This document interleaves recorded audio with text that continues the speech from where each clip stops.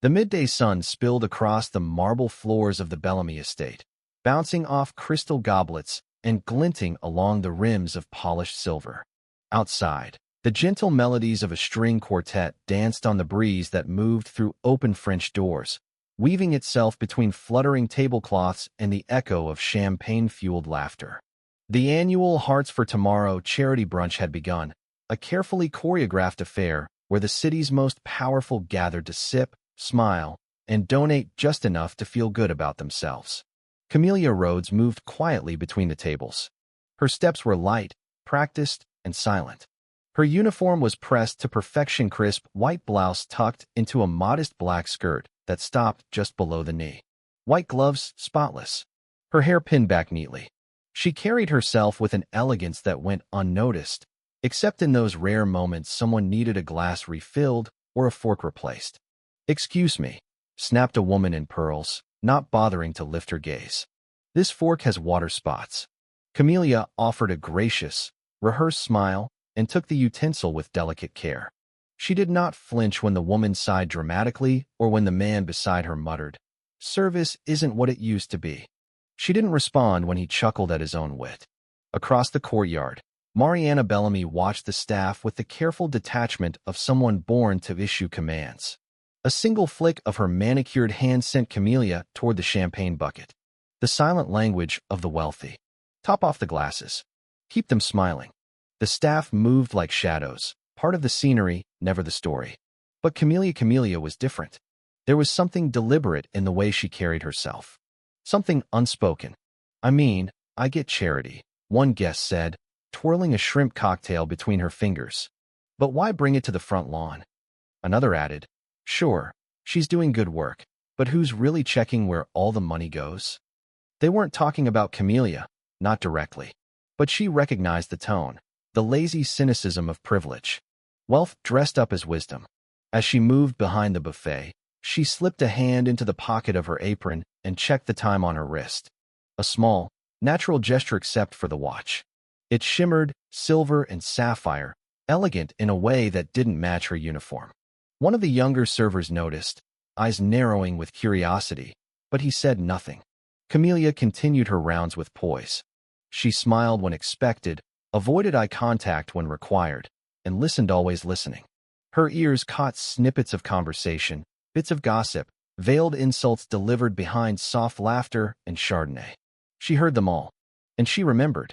Speeches in 15 minutes. Mariana's voice rang out, brittle and bright.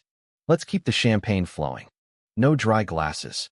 Camellia nodded, turning toward the cooler when her phone buzzed in her apron. She read the message quickly, board ready. Final approval needed.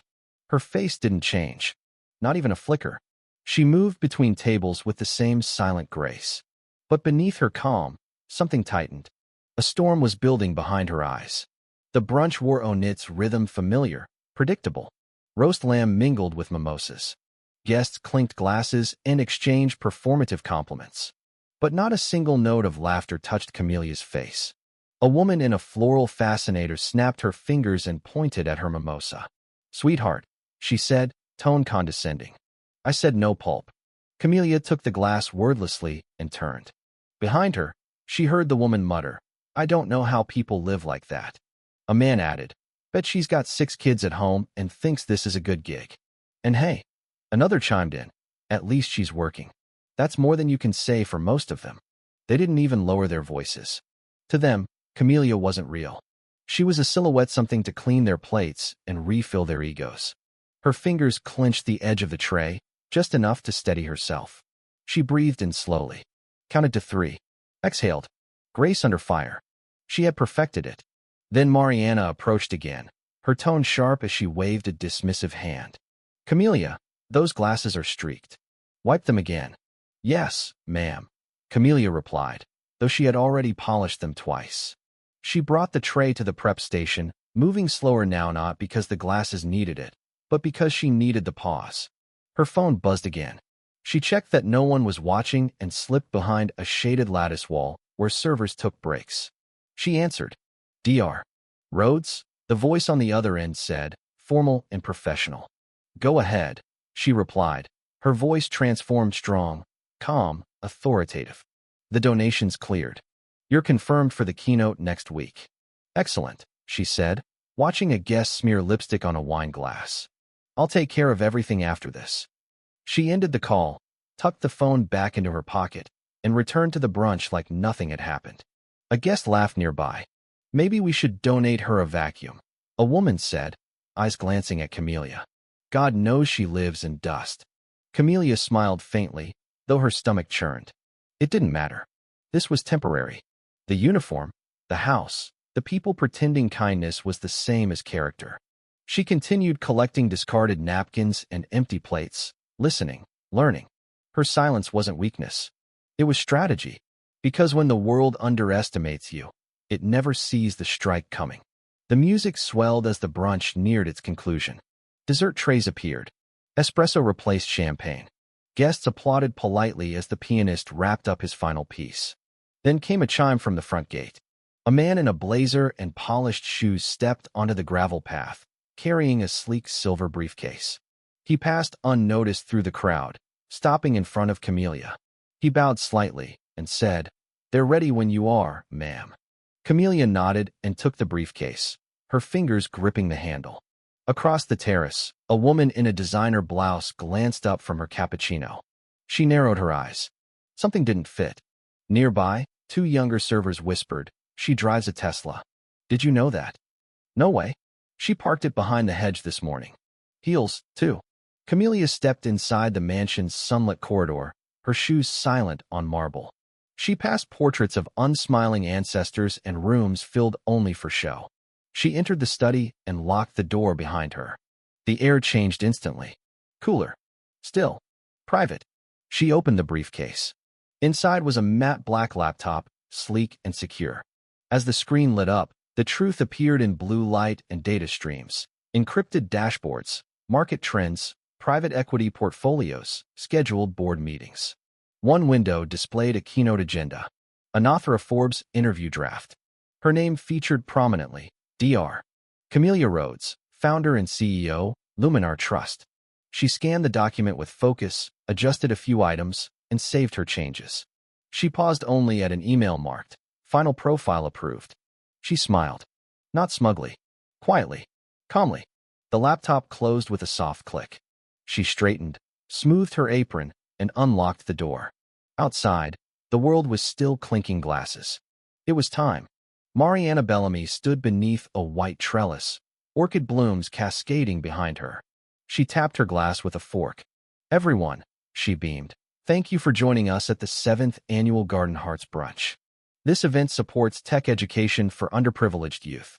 Because everyone deserves a chance, see no matter where they come from." The irony dripped from her lips like honey over rusted metal. Camellia stood behind her, linen napkin in one hand, briefcase by her feet. She waited. Then, "Wait a minute," a voice called from the crowd. It came from a woman at table 5, young, sharp-eyed, a press badge clipped to her lapel. "Are you Dr. Camellia Rhodes? The tech investor?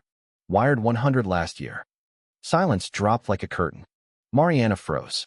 Camellia stepped forward, her steps deliberate and unhurried. "Yes," she said clearly. "I'm Dr. Camellia Rhodes." Gasps rippled. "I hold a PhD in computer science. I run a nonprofit that funds ethical AI and tech access in underserved communities. The same programs being celebrated today, I helped fund those." She turned to Mariana. "I also paid for this event. The venue, the flowers, the scholarships, just announced those were mine." She opened the briefcase, pulled out a check with 7 figures in bold ink, her signature unmistakable. She raised it. "And in case you're wondering why I'm dressed this way, it's simple." She scanned the crowd. "I wanted to see how people are treated when you think they have nothing to offer you." The silence that followed was thick and ashamed. The woman who had demanded a no-pulp mimosa looked down at her plate. The man who made jokes about the help stared at his feet. Camellia folded the check and set it gently on the podium beside Mariana, who had gone pale, speech frozen in her throat. "I'm not here to embarrass anyone," Camellia said. "But I do believe in accountability." She didn't raise her voice. She didn't need to. Her presence was enough. And it would not be forgotten. One by one, the guests turned, avoiding eye contact, shuffling in their seats. murmuring apologies that weren't really for her but for themselves. For getting caught. Dr. Rhodes, a man offered weakly, too didn't know. She tilted her head slightly. I know, she replied. That's the point. And then she turned, picked up her briefcase, and walked back through the garden.